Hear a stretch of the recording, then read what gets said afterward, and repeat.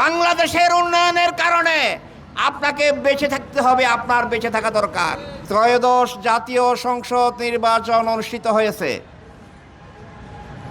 অবাধ, নিরপেক্ষ, সুষ্ঠু সেই নির্বাচনে বাংলাদেশ জাতীয়তাবাদী দল বিএনপি নিরঙ্কুশ সংখ্যাগরিষ্ঠতা পেয়েছে এবং সরকার গঠন করেছে। এই সরকারে শহীদ প্রেসিডেন্ট জিয়াউর রহমানের সুযোগ্য সন্তান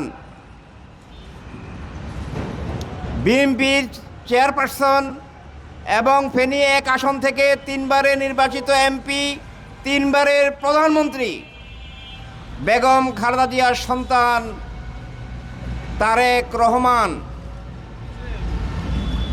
প্রধানমন্ত্রী নির্বাচিত হয়েছেন। তিনি প্রধানমন্ত্রী নির্বাচিত হওয়ার পর আমরা কতগুলো বিশেষ কাজ লক্ষ্য করতে পারছি যেগুলো আগে কখনো ছিল না। তিনি যখন বাংলাদেশ সচিবালয়ে আসেন তখন গোয়েন্দা সংস্থা, বিশেষ করে IGP inspector general of police সাহেবকে বলে দিয়েছেন, আমি যখন আমার বাসা থেকে সচিবালয়ে আসব তখন জন দুর্ভোগের সৃষ্টি না হয়। অভিনন্দন জানাই। এই ধরনের কোনো প্রধানমন্ত্রী আমরা ইতিপূর্বে পাই নাই। প্রধানমন্ত্রী কোথাও যেতেন, বঙ্গভবনে যেতেন, সচিবালয়ে আসতেন, গণভবনে যেতেন, ঘন্টার পর ঘন্টা যানজট। প্রধানমন্ত্রী কখন আসবেন খবর নাই, রাস্তা বন্ধ করে দিত পুলিশ। অথচ তারেক রহমান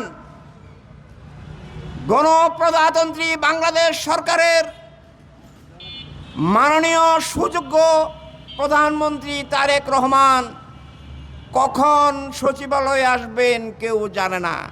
আজকের সভা থেকে আমি বলবো, এটা আমেরিকা, লন্ডন, ইউরোপ নয়।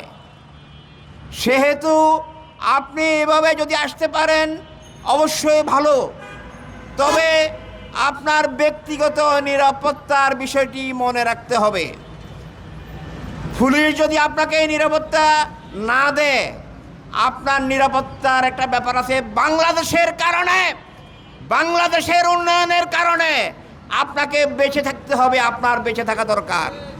তাই আপনি সচিবালয়ে আসার সময় অবশ্যই আপনার নিজস্ব লোক দ্বারা, বিশ্বস্ত লোক দ্বারা নিরাপত্তার বিষয়টি দেখবেন।